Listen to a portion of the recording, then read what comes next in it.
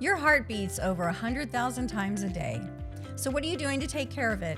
Today on Healthy Living Central Florida, we're sitting down with a cardiologist from Village Heart and Vein to talk about the simple steps you can take to keep your heart strong and your health on track.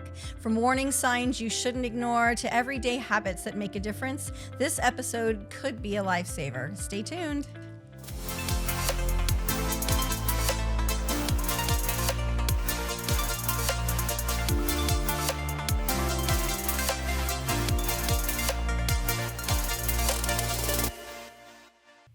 Hello, everyone, and welcome once again to Healthy Living Central Florida. I'm your host, Gina Horan.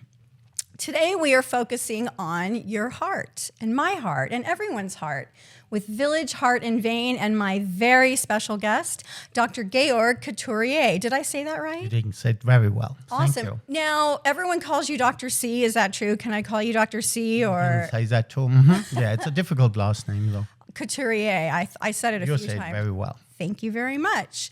So with the exotic name, I'd love to know your background a little bit. I know you have an international background. You were born in Europe and you traveled to the US. Talk about sort of your background and how you got started studying medicine and eventually a cardiologist. So basically, I grew up at a region in Germany which got kicked back and forth between Germany and France. It's called Saarland. It's very close to Alsace and Lorraine. And basically, yes, since Germany didn't do too well during the wars, a lot of it was taken by France. And this region had to made a referendum. Do you want to be German or French? And they voted to be German. And then that was in 1959, and I got born a few years later, and then so I became a German. But the region is very multicultural. And then I essentially wanted to do with my life that I not only make money, but I also that you say I want to do something good. And then what higher privileges it is if somebody trusts you with their health, because it's the highest good we have, or the highest asset, the most important asset we have. So it's a very privilege to do that. And then I didn't necessarily go into cardiology and knew it when I was 5 years old that I wanted to become a cardiologist. And you wanted to be a football player, right? Something like that. Yeah. You do different things, and or sometimes it's a good wine region. Sometimes life puts you in the right place at the right time, and you meet somebody who inspires you, and that's how you pick some things. And so either way, then I did basically studied medicine and in Germany. And then I worked in different parts of Germany and in Switzerland. And then eventually I thought Switzerland is too clean. Everything is too predictable in the future. So I went to New York. It's kind of the other way, a little bit more dirty, a little bit more unpredictable. Right. And then I did my training in internal medicine in New York, and I did a good job. So they say, do you want to come back to do your cardiology training a few years later? And then I did that in New York. And then I did reasonably good in my cardiology, so they kept me as an attending. So basically, I was running the outpatient clinic and a small hospital in New York for cardiology. Was a doctor for the New York Knicks. I met my wife, who worked for the United Nations, so she introduced me to a lot of the dignitaries from the United Nations who became my patients. And then came 9/11. And after 9/11, we said, maybe New York is not as good of a place. If next time would happen, the United Nations would be a nice place for them to attack, or a Jewish hospital could be not a bad target either. Correct. And then we said, okay, maybe to raise a family, we don't have to be in New York. So we moved to New Orleans. And so essentially we got kicked out of New York by 9/11 and New Orleans, and there came somebody along with the name Katrina, which was a hurricane in 2005. Oh, so they're just following you. Yeah, Katrina pretty much kicked us out there.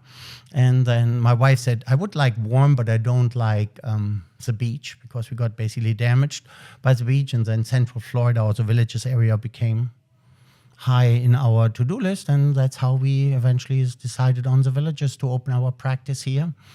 And so we Wow, I mean, there's so much to unpack there. We could probably talk all day about your awesome time in New York with the Knicks and, the UN and all. So we'll probably get to that one next time. Would think so. Very interesting.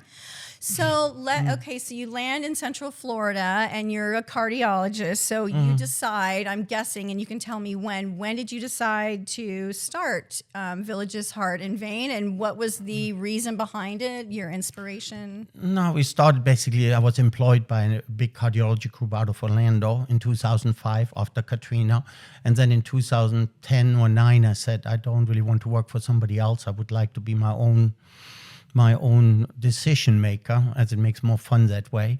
And then I asked my boss there if I could essentially buy myself free or buy myself out of the non-compete, and he agreed. And so he sold me that part of the business, allowing me basically to open my own practice and get my ideas around patient-centered care, to be more fulfilling, basically. Not necessarily financially, but also just why we are here, to do what you want to do, as other people telling you who works for you or who works with you.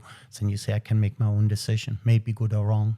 So your ideas you can bring to fruition every day and not have to listen Mm-hmm. to. So I'm curious about the international aspect of your perspective and your perception, international versus the United States, in terms of our daily habits, our exercise habits, our heart health. Is there a difference? And, talk about that. I think in general, yes. You don't want to generalize it because obviously people are different. Not every American is the same. Not every European is the same. I think in general, they smoke a little bit more in Europe than they do here. The eating habits, I think our portion size in America is bigger than it is in Europe. So sometimes a little bit less there would be good for Americans. So health conscientious, we have health conscientious people here and in Europe. Especially in the villages where I am, we have lots of people who are very health conscientious and try to do the right thing. And some are not quite as health conscientious, and then they need a little bit more guidance or, reinforcement. But by the end of the day, everybody has to make their own decision. And say, I strongly believe in the autonomy of the patient, that it is your decision what you want to do with your body and how much you want to push certain things or don't. If you say, I don't like medication, you have a lot of non-pharmacological alternatives if you're willing to do those, from eating to exercise to healthy habits. And it just depends on, if you're willing, what is your preference, or if you can do it. So we're going to get into all the healthy habits in our next segment, but I'd love to get your perspective on just, Florida and all those, like the patients that you do have here. Do you think the Villages area is really good for that demographic, which is mostly 55 and older? Yeah, I think it's excellent. Absolutely. It's the single most important thing for longevity is to be active.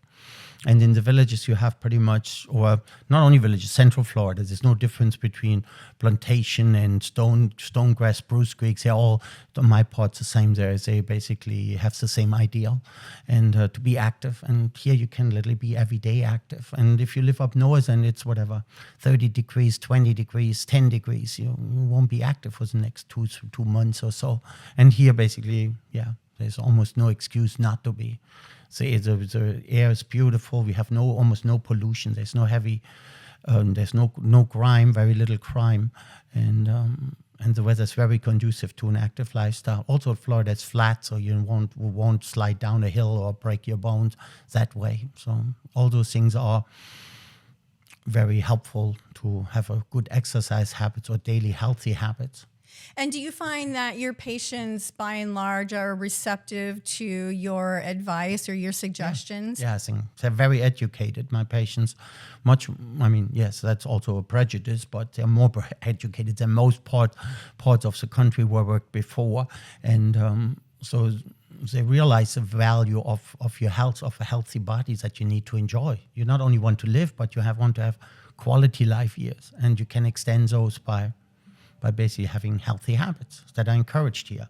And if you don't have them, you have so many stimulation, where there's so many clubs, different exercises, different. If you can think of it, there will be a club you can join in the region to do it, from pickleball to golf. That's more the main ones, but then they have also rare ones from kayaking, from whatever, crossbow, from anything, ping pong clubs, yoga, tai chi, Pilates, spinning classes, anything you can think of, they do have. Well, they do. And I have to say that a lot of times they put me to shame because I actually live over near the Villages and I belong to the gym there. And I'm telling you, I was in a class the other day and I got completely outdone by all those awesome seniors in there. So I was like, well, okay, if I stick with it, I can probably catch up to them at some point. Yeah, don't have to see too competitive. The exercise part is really more that you have to commit a time. It's not that you have to push yourself to the limit. It's more that you say the next 30 minutes I do for my heart. How fast you can walk is between what your daily form is and what God puts in your path. If you say I have a bad hip or I have this or that. So it's not, when I was younger, it says no pain, no gain, that you really had to push yourself. Maybe that's if you want to win a gold medal in the senior Olympics or in any Olympics, then you have to push yourself hard. But to get the health benefits, you don't have to push yourself hard. It's literally time commitment that you say, for the next 30 minutes, I walk. Walk 15 minutes away from your house, 15 minutes back home. Then you have your shower and your coffee. You're good to go. Perfect. So it's not. Well, that's a great place to leave it for now. When we come back, more healthy habits with Dr. C and Village Heart and Vein. Don't go anywhere. We'll be right back. Welcome back, everyone. We're here with Dr. C, Dr. Couturier from Village Heart and Vein, talking about all things heart health and prevention and exercise, and all the wellness is key for him and what he talks to his patients about. And we were talking earlier, you'd rather see them healthy than see them, really, because prevention, if you didn't have any patients, that means everybody's healthy, right? Yeah, and I can get home early and we'll be okay. At this part of the game. So talk about some of the early signs of heart disease that people may or may not be aware of. I mean, the typical, obviously, is exertional. Whenever your heart is a muscle, so it has to work the hardest when you do stuff. So anything that comes with exertion or gets worse with exertion is usually suspicious of the heart. And that can be chest tightness or shortness of breath. It can be excessive fatigue, sweating. If you have fluttering, irregular heartbeat when you exercise, if you have irregular heartbeat when you're sitting is one thing, or when you're lying in bed and your heart doesn't have to do it, but if it gets worse when you exercise, it's a big difference. And if it gets better, if people then, some people have palpitation when they're at rest, and when they move, it goes away. That's usually not a big problem. If it's the other way around, that things get worse when you exercise, and it's a little bit more of serious problem. It can be unrelated sweating. It can be that you say, whoa, I don't know, I suddenly get a cold sweat. That's usually that your body releases adrenaline to avoid you from passing out, or to avoid, so it's basically a red alert in your body that causes so profound sweating, diaphoresis. Those things can all be signs of heart failure, that your heart is struggling, and basically then your body is trying, or your brain is trying to prevent worsening by releasing adrenaline that causes us those hot flashes, or sweaty, or emptiness. And it also doesn't have to be only chest pain. It can also be between your shoulder blades in your back. Sometimes if the artery more in the back is involved, it may radiate between your shoulder blades. And everybody, unfortunately, has back pain at a certain age. So it's not that it's, or sometimes if it's a lower back, if it's a bottom wall of your heart, it frequently radiates into your upper belly, and it causes nausea, indigestion. And that's why the word heartburn was coined. It has nothing to do with a heart, but it's basically your stomach, because the symptoms can be quite overlapping.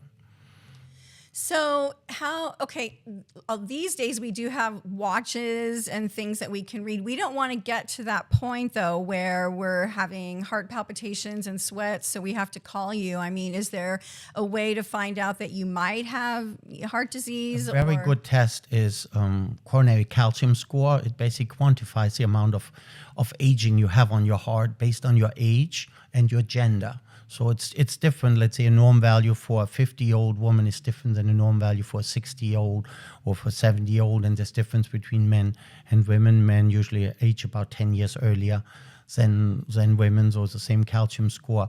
That would basically be to detect non-clinical apparent disease. just to see how much aging. Because our stress test, which is the main reason we normally, or the main modality we we detect it, tells us, do you have a 50% blockage, yes or no? But sometimes it could be important if you have a 45% blockage, where you say, I thought I'm completely healthy. Right. And then maybe not. And then we do stents when it has hit 70. So our stress tests are geared towards detecting 50 or more. So they're very important. It's the best test to predict the future, but it does not it does not detect small blockages, 20, 30, 40, 50% blockages where people thought I'm perfect. And then sometimes the calcium score would be one test where you unfortunately mostly have to pay out of pocket, but it's $100. So it's not a humongous amount of investment as compared to used to other people your age. You say, do I come in the top 10% or am I in the bottom 10%? If you're in the bottom 10%, you better pick up the phone and call somebody like me. Yeah. If you're in the top 10%, you say, I'm good, top 10 is good enough for me, then, do your thing. Right. Well, I think that $100 is a bit of, the pound of prevention, right? Or the ounce of prevention. It's essentially early detection. And is that so coming in for a stress test, is that the best way to gauge it? Like, for example, if I thought today after this, I'm going to make my appointment, is that the first and best way to judge how your heart's doing? Usually do both, yes. Same as if you want to take a car to the West Coast and you say, George, what did you do for the car? You take it for a test drive or you open the hood? For the human body, it's no different. The best predictor for longevity, which car or which heart will make it to the West Coast, is a stress test. Yeah. And then sometimes you say, do I do it on my own and at 5 o'clock or 6 o'clock in the morning when I walk briskly through the neighborhood? Or is it better to start maybe with a doctor to do it supervised to see how your heart handles it? And then it can give you some gauging. You know how high your heart rate went. If you say, I go to 80% of what I did on the doctor's stress test and I do that in the morning and walk through my neighborhood, then you should be safe. Yeah. Huh. So, talking about walking and exercise, we were talking about that early. How specifically does exercise help the heart? The heart is a muscle, though. If I want this muscle strong, I use it. If I want my heart muscle strong, I use it. If you want to have nice calves, you got to exercise them. If you want to have a nice heart, you have to exercise them. And basically, the top number on your blood pressure is when your heart is beating, the bottom when it's resting. By exercising, you're opening all your muscles. Say, I need some blood, I need some blood. Let's say if your blood pressure is high, when you wake up and you say, I would like it down. If you make your muscles hungry, you go for a good walk, they will eat up blood for hours afterwards. And so the average, if let's say a 30-minute exercise, the average blood pressure lowering is about 8 points. So if your blood pressure is 135 and you say, I would like it in the 120s, if you go for a 30-minute walk, you can be sure it will be in the 120s after you're done with your walk. Mm-hmm. And then that's a very important thing that sometimes when people call me, the blood pressure is too high, what could I do? You could go for a little walk that makes your muscles hungry. And obviously it's also good for relaxing. You get rid of stress hormones. We relieve the endorphins. That's why some people get really addicted to exercise, because it makes us feel happy. It's good for stress. It clears your mind. It's good for your lung. You do some deep breathing exercises when you exercise. So it's really all around. The single most important thing, more important than weight loss, is exercising. And then it's basically perfect.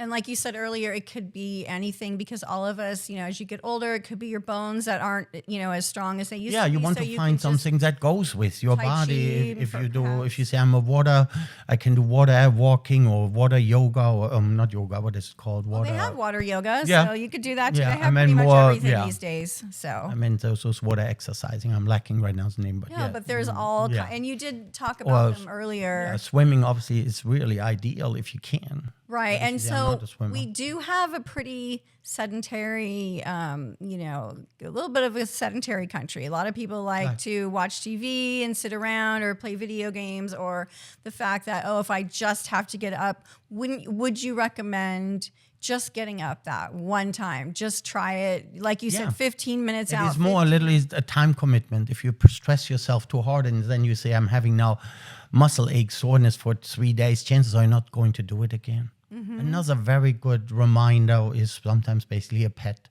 If you have a little dog, it will make you walk. A bigger dog will make you walk too. But basically, they don't take no for an answer. Right. If I would try to push my wife to go for a walk, I would get in trouble. The dog will do it. will do it to the man, and it's also good for emotional health. So sometimes I think if you somehow like dogs, then it would be a very good thing, especially during COVID. It saves many of my people's sanity, where we all need some warmth, and the dog is always happy to see you, and then puts a lot of positivity in people's life, especially if you're, let's say, you have a lot of single women who lost their husband and then a dog saved a lot of those. I mean, at least it brightens their day. No, for sure. Absolutely. And that makes you exercise too. It doesn't take no for an answer as a dog. That's a great tip too, because I always try to do that myself, but also tell people don't worry about winning the race or don't worry about making, the Olympic team. All you have to do is go out. I used to say this to my dad all the time, just walk out 15 minutes and 15 minutes back, and it's consistency, right? I'm guessing. Mm-hmm. Okay. And you may also have to pick up mail or other things, or people say that you say the first 15 minutes when you go to a store, you walk around, get your shopping cart. If you have a little imperfection that you say, my gait is not that stable, you can walk through Publix. You have a nice stable shopping cart, you walk around, the floor is clean, you will not fall. Chances are you won't fall. Everything is clean, lit well, and then you get your exercise done, even if you have back pain, which otherwise would be prohibitive, and you don't want to walk around with a cane or a walker because you say, I look too old, let me use a shopping cart. So it hides it a little bit and lets you do your exercise. And that also, sometimes people do shopping 3 times a week. Right. It could be one way to mitigate, to make sure you get your portion of exercise. Well, speaking of shopping then, let's get on to our next topic, and that's food and nutrition. So first of all, I know that's very important. How is it important? And also, what are some of the things that we can do to change our diet, improve our diet, alter our diet in order to keep our heart healthy? To me, the underlying principle is, and I apologize for simplification, but basically what we ate for the last 20,000 years, that's what's good for you. If you look at something, if I give you, let's say I give you 200 years ago, I give you a 5-day-old steak and a 5-day-old apple, you will pick the apple because the steak has green flies on it. So up until we had refrigeration, maybe the village killed a buffalo once a month, and then you had 2 days time to eat it, and then it was rotten no matter what you did. And once in a while the buffalo killed you, though it was not a slam dunk. And the same is true for a boar or a pig. And these are the animals we should eat a little bit less often. It was more likely that Dad caught a fish in the local stream twice a week, or Mom said on weekends we sacrifice a little chicken and make some broth or God knows what. And that's basically what they tell us. Eat more smaller animals if you have to eat them, fish and chicken, and avoid the other ones and eat them more cautiously, or, if you enjoy a steak, by all means. My dad was a butcher, so I grew up with plenty of the red stuff. But it's also, at least in moderation, that you make your decision. And I go, Florida's full of anti-aging conferences and longevity conferences, always the same, eat plant-based. So fruits, vegetables, they have obviously much less calories per gram, so you get much more to eat if you eat a big salad. It's different. And then obviously look at it and you say, if we ate that 10,000 years ago, it's good for you. Deep fried food we have for about 400 years. So it's not terribly long that we have deep fried food. Artificial sweetener, artificial colors, processed food, all that stuff is unfortunately new. And then you have to be a little bit more careful. Right. And some artificial sweetener can be a little tricky too, because you're tricking your body. Right. But there's also so much homework you can do. And, the search engines are right at our fingertips. So if we need to understand calories or what's good and what's not, everything's at our fingertips these days. So and we have all kinds of fresh vegetables and fresh fruits. There's Florida. Not truly an excuse not to. It just depends what you like. And you got to enjoy. And basically, everybody has to make their choices. Absolutely. And it's glad that we live in a country where you have those choices. Yes. So it's not that you're starved to death because you cannot afford it, or starved to death because the what is it called, the supermarket is empty. Right. Here you have it at your fingertips and it's yours. And especially in Florida, because we have a lot of Florida-grown produce here that people can go right down the street. Should support anyway. Exactly. We should support our locals. Absolutely. Okay, well, when we come back, more heart health tips with Dr. C from Village Heart and Vein. Don't go anywhere. Hey everyone, welcome back to Healthy Living Central Florida. I'm here with Dr. C from Village Heart and Vein, and we're talking about heart health, prevention, and wellness. I'm always curious, what about genetics? What role does genetics play in heart health? It's actually very important. We know that some families are really blessed with longevity in their family and some others not so much. But it's luckily for the heart, we have a lot of powerful intervention. And as worse your genetics are, the more you unfortunately have to commit yourself to either healthy lifestyle or maybe even medication. Some people have very high cholesterol and it's a familial thing. It's not their fault or it's not what they eat. And then you have to rely on them basically medication sometimes to protect you. And we say, with that regard, we say what you eat in private shows in public. So if people are skinny and they still have bad cholesterol or they have extensive disease, then you have to rely more on medication. Mm-hmm. And the fun part for me is that we have very powerful medication. And it depends, as more you're willing to do with lifestyle and weight management, the less medication you have to take. I write 8 out of 10 pills because people get too heavy. If you can keep your weight down, that's one of the main things. And especially if people have not so perfect genes, because we cannot change your genes. But it is, sometimes the other part is very important. So if you, let's say, if you lose 10%, if you say, what was your weight when you were 18? What is your weight now? And then most of us say, oh, I gained quite a bit. And if you lose 10% of your weight and your lung gets the same oxygen in, but has now 10% less pounds to feed, each pound gets a 10% raise. Your right knee gets a 10% raise if you lose 10% of your weight. Your left knee, your lower back, your heart, your liver, your kidney, almost everybody gets a 10% raise. A 5% raise, a 5% weight loss has shown statistically to make us live longer. So we do give medication for doing to make you live longer or better. Weight loss does both. And then a perfect medication should also have no side effects and cost nothing. So weight loss has the 4 pillars of a perfect medication. Makes you live longer, makes you live better, has no side effects and costs nothing. As long as you have a little bit too much. This is one way to overcome not so perfect genetics. And then the other way is basically then you may have to take medication to offset it. And we do have powerful medication to protect your heart. And you just have to commit yourself. If God didn't give you good genes, same as if you didn't get good genes for, let's say, skin cancer, you say, right, I have to put more skin lotion on it. I hate it. It doesn't make me feel good. But guess what? That, or you would have earlier aging or earlier skin cancer. And we do it all day long. So there's no difference for the heart. And the nice thing about the heart is that we have very good medication and very good ways to offset it. And as I said before, to really say, what did my genetics do to me? Let's say at the age of 50, I recommend a coronary calcium score. What is it? If it's 0, then you know you did perfect. And 0 is still allowed at 50. I mean, there are quite a few people who have 0 at 50. Really? And what will it be at 60 or at 70? So every 10 years would be a reasonable choice where you say, I may have to tighten the belt one way or the other. Right. Well, the math doesn't lie, does it? So, okay. Well, it is, you know that April is National Stress Awareness Month. So let's dive into stress. That's the silent one. You can talk about food and exercise and all the things that you can visibly see.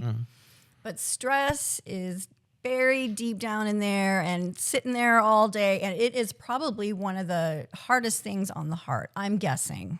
Yeah, it is. I mean, stress unfortunately also triggers bad eating habits. Sometimes it triggers bad sleep habits. And then so to not let it be untreated is important. And then you have a lot of non-pharmacological ways to treat your stress, from yoga to Tai Chi to meditation. And sometimes even just realizing that it is stress. And so the most important stress is when you're helpless against it. You say, I'm in a rat race, but I have to go. I cannot do anything. That feeling of helplessness makes it really much more detrimental. If you say, I work hard, but I enjoy it, then sometimes it's not really a bad stress. But if you say, I feel helpless, I wish I would have a different life, but I cannot get out of it, that feeling trapped kind of potentiates it. And then you just have to use your brain or some counseling. You say, how do I get out of it? And I think, unfortunately, mental health is one of the most underserved disciplines in the area. Luckily, there are a couple of, even some of my patients who did it before, who were counselors, social workers, who are offering free advice. I mean, they appreciate donation, but they don't charge you insurance or they don't charge you. So if you go on websites, you will find those to get some counseling. And we have also quite a few 1-800 numbers where people can call. I think it's, not 411, 211. I think it's 211 is where you can have mental health 24/7. Okay. Get some help. Because you did just piggyback on something I was going to bring up, stress and mental health and heart health. It's all connected. Right. So would you recommend that someone, if they feel, like you said, they're sinking, they cannot, face the day, would you recommend, especially for the heart, to go see counseling? Yes, yeah, for sure. And you just said there's, numbers. We're there to make you, literally, every doctor's job is to make you live longer or better. And this is to make you live better is important too. And usually that live better translates into live longer too. Yeah. And then so you don't want to let stress go on for too long without finding a way out. And it doesn't have to be doctor too. It can be whatever. Some people go to their parish, to their counseling, to their church, to Right. Or you people even in said church, a group groups, earlier, yes. yeah. So there are many different ways. It doesn't have to Cards be. or just, Just having outside contact, all the things, having good friends. And speaking of that, I know that loneliness and stress can also impact your heart. So being social, having friends, having family around you is that important as well? Yes, it is very important. In the groups. So you talked earlier about genetics, and I wanted to ask you about athletes, high performance athletes. You always think, well, of course they're, perfect machine, but can athletes also have... Sometimes looks can be, unfortunately, be deceiving. So it doesn't mean necessarily just because you're an athlete. And even if you look athletes, unfortunately, don't live quite as long as non-athletes. So usually exercise has a bell-shaped curve, meaning too little is no good. Too much is also not good. If you really make your money by being a professional athlete, then usually your life expectancy is not the same because you're really using up your body a lot. In the 20, 30 years, it gets you through those times sometimes. Then, so if you look literally athletes or so, sometimes they don't live as long as non-athletes. So, but it's good for us, for most people who consider themselves athletes, they're not really qualifying for in the closer sense of the words that they really are 8 hours a day in the gym. Most people, if you're 2 hours a day or 1.5 hours a day, I would already think you're probably a little athlete for the villages. But it doesn't mean that is still healthy. So if you play 2 hours pickleball a day or even a little more, or you play golf and all that thing, that is healthy. But again, it's not only that exercise protects the looks can be deceiving. So sometimes if you have symptoms when you do exercise, or even if you don't do exercise, and just say, I would like to know where I'm at 50, because everybody in my family gets in trouble at 70. You don't necessarily want to wait until you're 70 and then check it out. And sometimes you say, okay, I'm 60 now. Let me see what the first 60 years did to me, even if you're athlete or not, right? And sometimes it's definitely a good thing to be athlete, so not to take that away. So if I was going to make an appointment at Village Heart and Vein for a cardio checkup, what would happen? After I said hello? We ask your symptoms, we ask your habits. Just a regular checkup, okay. Yeah, and then we do an EKG, which basically looks at your heart and to see what you have there, and then usually it's basically it's a test drive from in your car, what you would do for your car, and then an ultrasound, which basically sees how good is your heart. You have 4 valves in your heart. They open and close 100,000 times, and nothing else in the door. If I open this, 100,000 times a day, with each heartbeat, they open and close. So if you try to open any door for 100,000 times a day, and you say, how will it look after 30 years? You will not have much left. Yeah. So God made us pretty well. That's what I'm trying so. to tell you. But sometimes you still want to say, how much wear and tear do I have after let's say 50, 60, 70 years of living? And then you get an idea. And then that maybe allows you to be more sensitive about it. Or if you really say, I have nothing, everything is perfect, I'm happy to give that report card too to anybody who can, And then you can go, have leisure with your family. So I was going to ask you, so I, about a year ago, quit drinking. I've been exercising now, and I always ate pretty well, but I'm a 58-year-old female. Do I still have a chance? Like, is there always time in life? Is it ever too late or not too late to reverse any damage? No, it's never too late. It's never too late. And we do have medication that really do reverse it. They did ultrasound. You can do an ultrasound on my carotid. You say, oh, George, you ate bad. You have a little plaque buildup. You put me on certain medication or lifestyle changes, and you look a year later, does it look the same, better, or worse? And there are several medications that have shown to reverse it. So official word is plaque regression. So the plaque basically gets less, right? And then that works from head to toe. So you don't want to focus on a stent. The goal usually for cardiologists is prevent the stent. Because if you need a stent here, chances are you have blockages somewhere else in your body that's not amenable to stent. So you really want to prevent it. So a healthy lifestyle works from here to there. Reducing or stopping smoking works from here to the tip of your toes. Yeah. Reducing alcohol works from All reducing over. your stress. Yes. Because So we're all- the it's all stent is connected. just, it's the same as in daily life. We try not to scratch. If you scratch yourself, you look at it, you say, can my body heal it, or do I have to go to the doctor? Same as on the inside. If you scratch your body so hard that we have to suture you up, let's say giving you a stent, you always have to have a scar. Usually we have a scar from there on. If your body can heal it, that's what we want. And then basically you just got to see how much symptoms do I have, and can my body heal it, or do I have to have the doctor doing a procedure? We do those procedures and they can be life-saving, don't misunderstand me. Yeah. But the goal is always prevent the stent. And your body has a certain amount of self-healing where basically if the scratch is not too deep, if I don't have to suture you up, chances are you will heal without a scar. If I have to suture you up, usually you're going to have a scar wherever we suture you. If you cut yourself on the outside, as an alternate, as an analogy. And on the inside, it's the same. If you eat too bad, or then you have too much plaque and you have to have it fixed by a medical procedure. So there's still hope. I'm still young. Yeah, there's there's still hope, right? always hope. God makes us really, even if you're 100 years old, if I scratch you and I scratch your car will never heal the scratch. Your body will. Even if you're 100 or 105, there's no limit. Sometimes it goes a little slower as we get older. Yeah. We all noticed if you say, hey, I'm 20, it heals within 2-3 days. If I'm 50 or so, then sometimes it takes a little longer. And it's getting, so sometimes you just got to give your body more time for the healing to happen. But it's never too late. Dr. Couturier, you're at Village Heart and Vein in the Villages. Is there anything special about your office, any equipment or anything you want to tell our viewers and listeners about? We cover all the subspecialties of cardiology. So we have electrophysiology.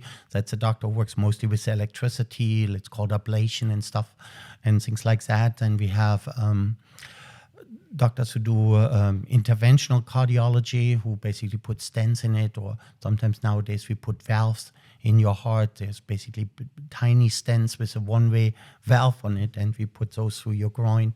And then we put pacemakers, defibrillators, which what I do, and all my partner too. And then general cardiology, including PET scans. Sometimes that's basically a more expensive equipment, but I think it provides better results. And your doctors are all very well educated and have practiced, but they also seem to really care. Can you talk about your staff a little bit? Yeah, I'm actually proud because about 10 days ago, we won the highest patient satisfaction award. We are part of a 26 cardiology group union. And then I got I think the most prestigious awards. If I wanted one of them, it was at the highest patient satisfaction, because our final judge of our work is the patient. It's not how much money you make or how much this or that or Medicare. It's really what do our patient feel? Do they feel cared for? And since my practice got the highest patient satisfaction award, made me real proud. Out of 26 different cardiology groups, some of them in the area and some of them a little further away. So it was nice. Congratulations. Mm-hmm. I didn't want to brag. I didn't want to No, let's brag. It's okay. But it's good for me, basically. That's why we get up every morning to try to do those things. Okay, well, I think now that we've talked, I'm going to have to head out to Village Heart and Vein and get my cardiology test. Thank you so much for being with us today.